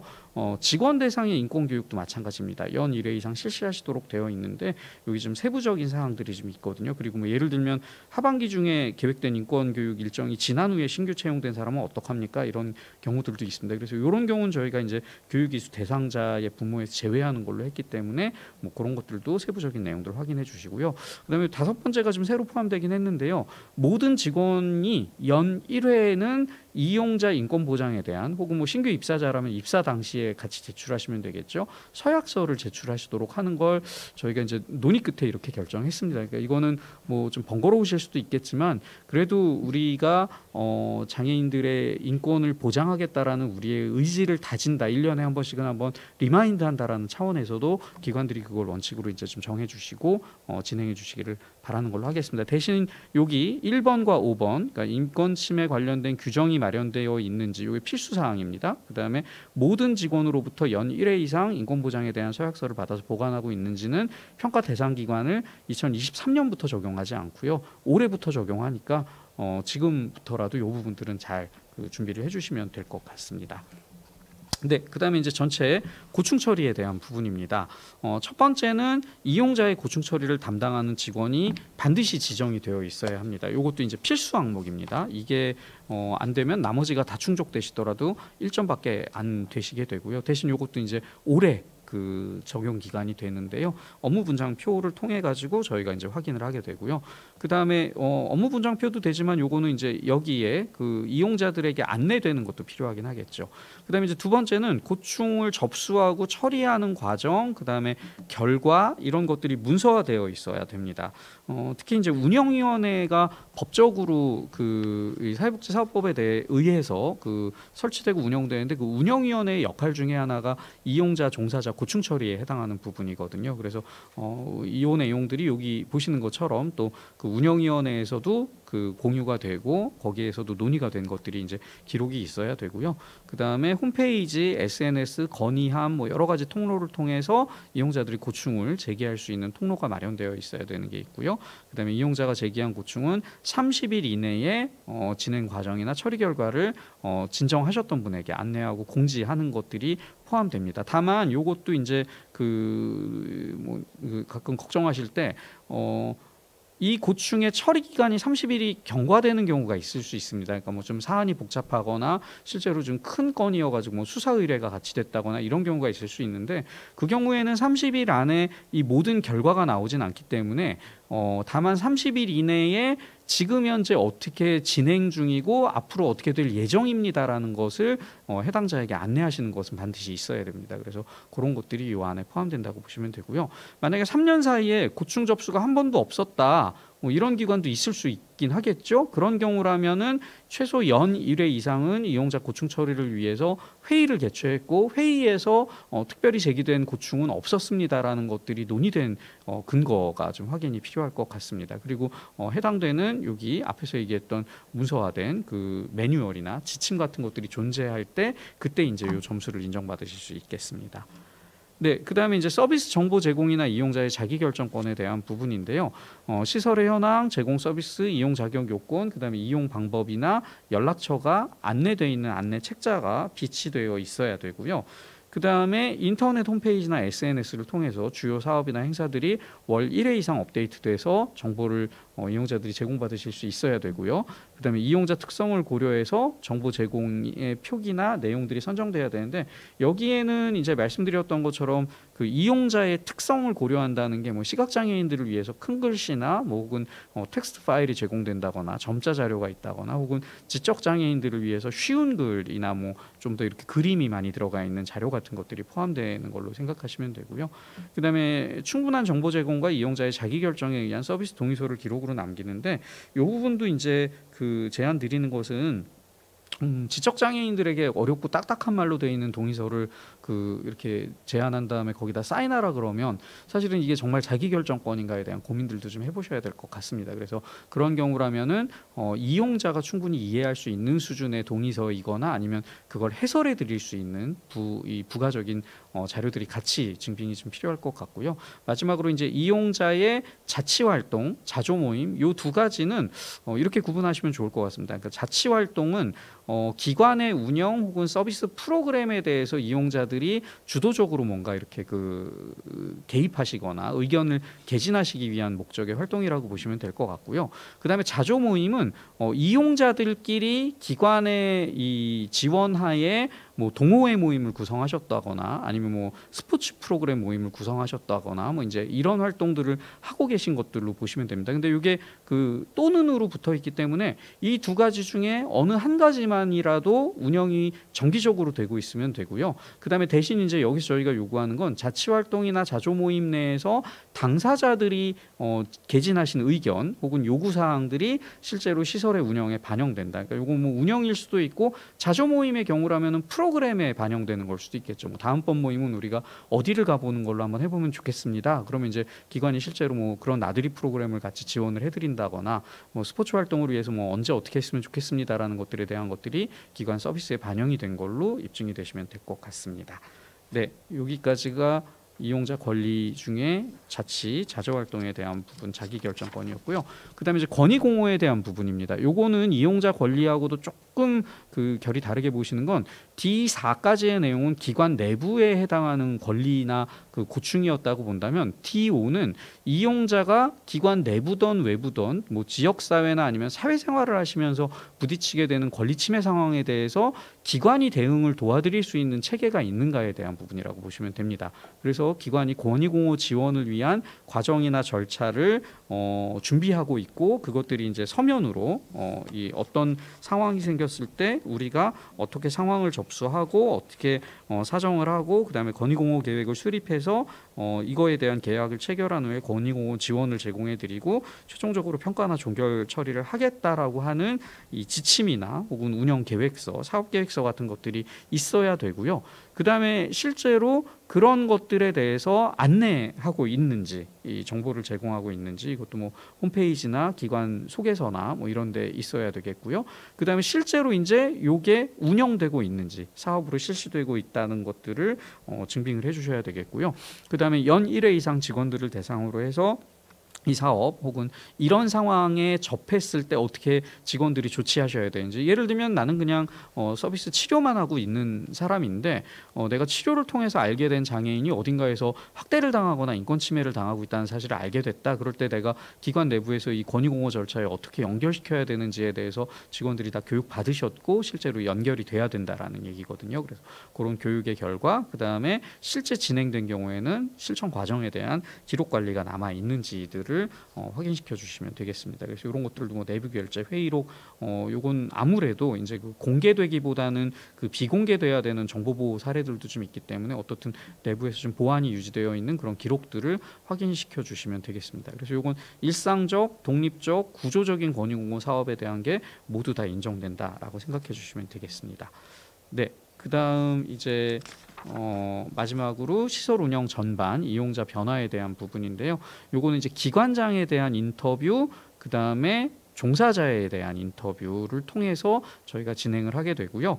기관장의 경우에는 뭐 환경 변화에 대한 인식이나 기관의 비전, 뭐 중장기 계획, 그다음에 또 이걸 토대로 한 기관의 앞으로에 대한 이 생각, 또 이용자들의 욕구 반영 노력, 또 종사자들에 대한 노력, 이런 것들을 저희가 평가하고요. 그다음에 이제 서비스 종사하시는 그 담당 직원에 대한 평가는 각 영역별로 직원들이 그 역할을 얼마나 잘 인지하고 계시고 또 실제로 얼마나 잘 실행하고 계시는지, 또 기관의 조직 목표나 비전에 대해서 얼마나 잘 알고 계시고 공감하고 계시는지, 이런 것들을 확인하는 과정이라고 보시면 되겠고요. 마지막 자체 평가의 정확성은 가끔 그런 경우가 있죠. 증빙이 전혀 없는데 무조건 다 돼 있다라고 하셔서 평가위원들이 좀 이렇게 입증 때문에 확인하는데 어려움이 겪으시는 경우도 있는데요. 그렇게 하시지 마시고 그냥 잘 그 안 된 것들은 안 된 것체로 그냥 반영해 주시면 좋겠습니다. 그래서 만약에 자체 평가를 해가지고 저희가 그 기관이 그 현장 평가를 했을 때 사전에 자체 평가해 주신 것하고 5점 이상 차이가 나게 될 경우에는 저희가 이제 그 뭐 감점은 아니지만 5점 이내의 차이만 난 기관들에 대해서는 저희가 이제 0.5점의 가점을 드리는 형태로 자체 평가의 정확성을 저희가 반영하기로 했습니다. 네, 제가 설명드리는 부분은 여기까지입니다. 감사합니다.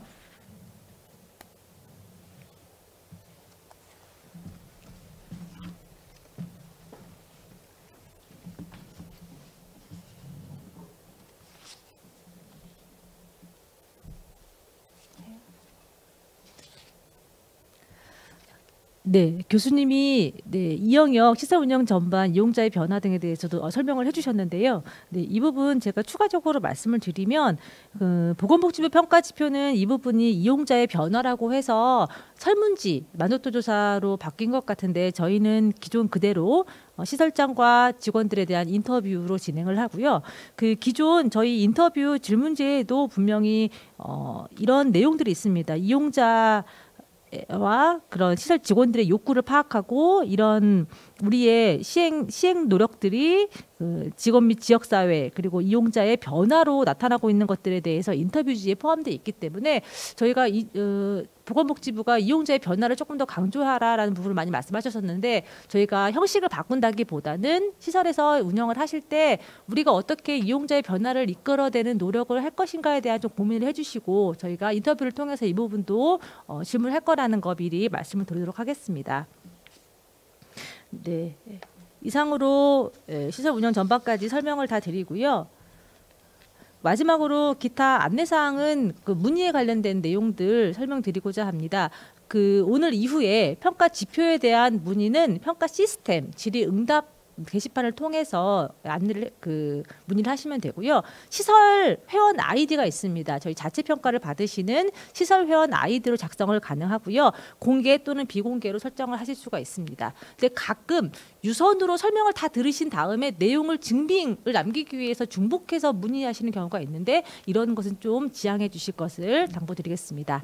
그리고 평가 운영에 관한 사항을 궁금하신 경우에는 경기복지단 정책연구실 연구사업팀이 저희 담당 부서입니다. 저 박지영 저에게 전화를 주시면 제가 친절하게 응대해 드리도록 하겠습니다.